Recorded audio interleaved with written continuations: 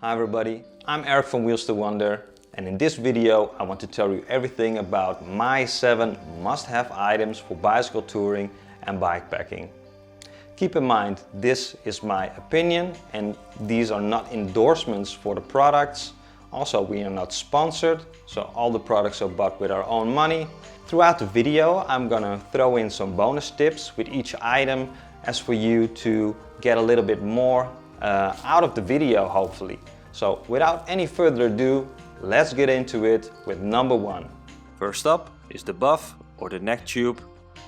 It's one of these multifunctional pieces of garment I tend to wear most of the time. I always seem to find a purpose for it.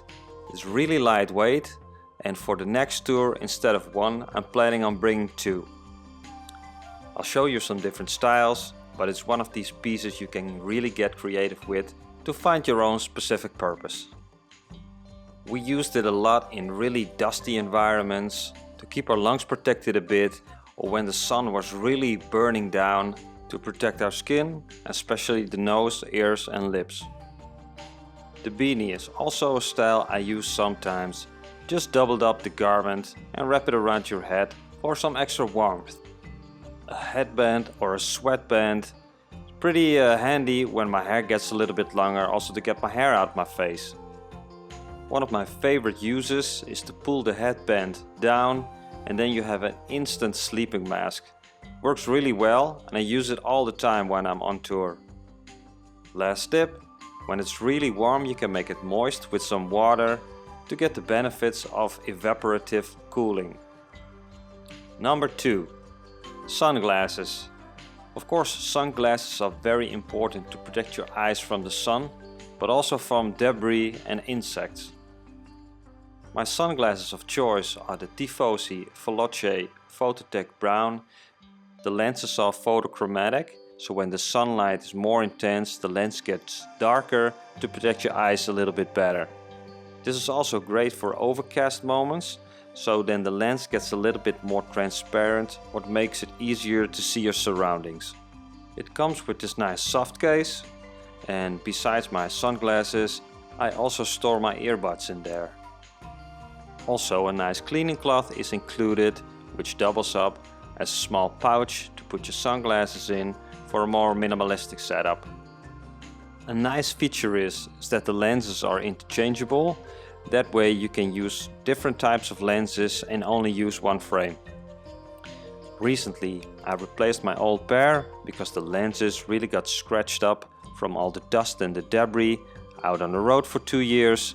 It's quite normal for these polycarbonate lenses, but they become really hazy and it makes you miss out on a clear experience. Number 3 on my must-have items list is a phone holder. The phone is used for navigation, also to listen to music and podcasts, and we also use it to control our drone. The Quadlock bike kit is a very sturdy system consisting of a telephone case and also a bike mount you can place on different parts of your bike. It needs a little bit of getting used to, but when you get the hang of it, it's really easy and it snaps into place with a satisfying click. Of course, navigation, that's the main purpose of use. The telephone is out in front of you. When you need some directions, you can use the app of your choice. The great thing here is when you're flying a drone, you can put it in landscape mode and then attach your remote control, which is great when you're using the automatic flying modes of your drone. Or what I do is use rubber bands to get the joysticks into a specific position to kind of tweak my own flying program. Number 4 is also one of these unmissable items, and that is a world adapter for charging all kinds of electronic devices. This one is made by Scross and has 2 really nice USB ports built in.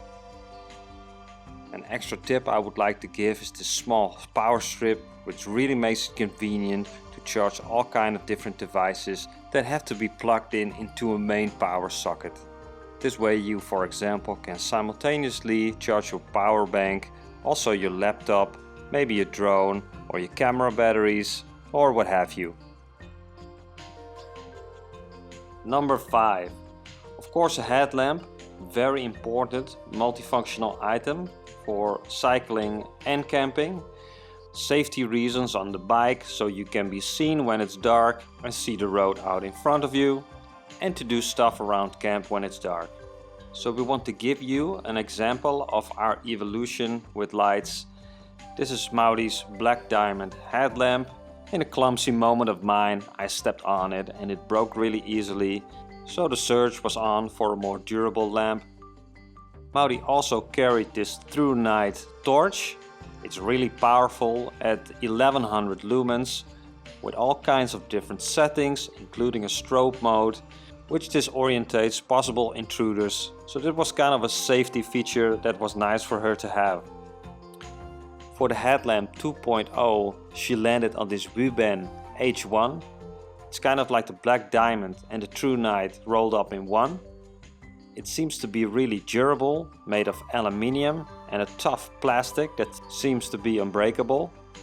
It features the same powerful 1100 lumens light, just like the true night, with all kind of different modes, including the strobe mode Maudy really likes.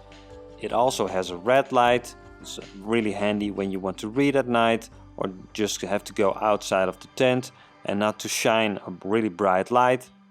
It's waterproof and also USB rechargeable.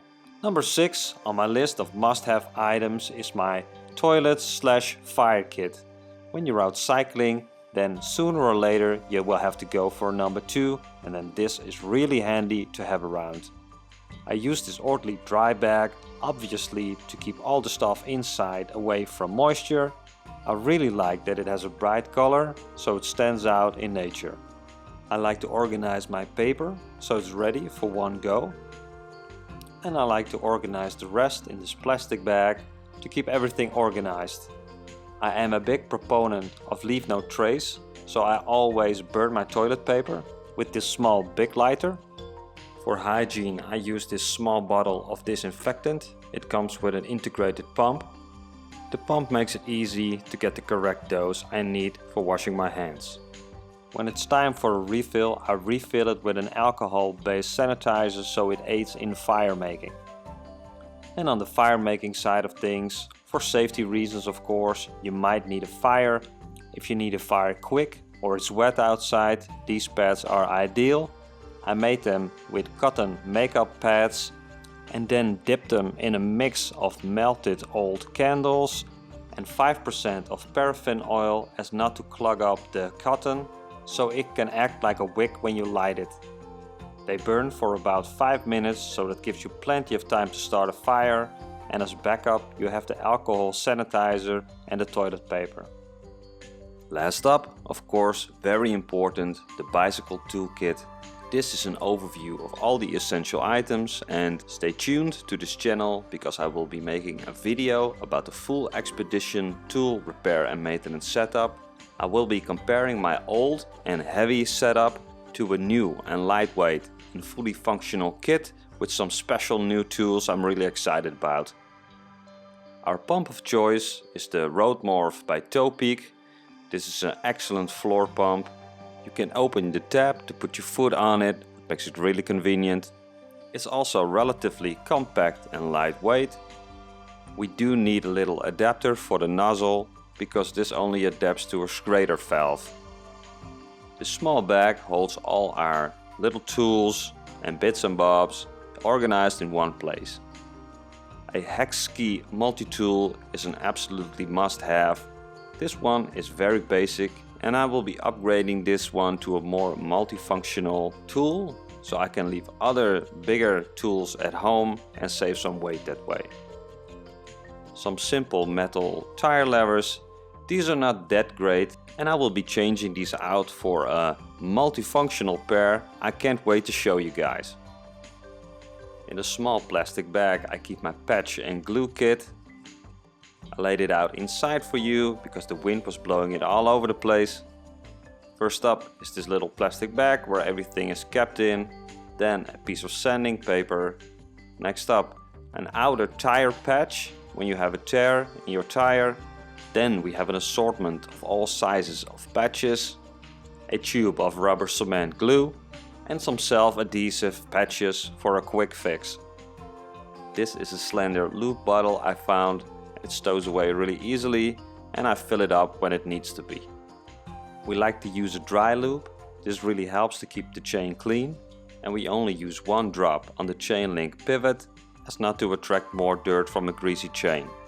A spare inner tube is really handy for a quick fix or to replace an old one with a lot of holes and wear on it. Hey, welcome back to me and the world map here behind me. I hope you learned something, I hope you got something out of this video. If you have any questions, please leave them down in the comments below and I will try to get back to you. If you want to like, subscribe and hit the bell, that really helps us and the channel out a lot, so thank you for that. Up here I'm going to put some extra videos for you guys to watch. So the only thing left for me to say is thank you very much for watching and we'll see you guys in the next one.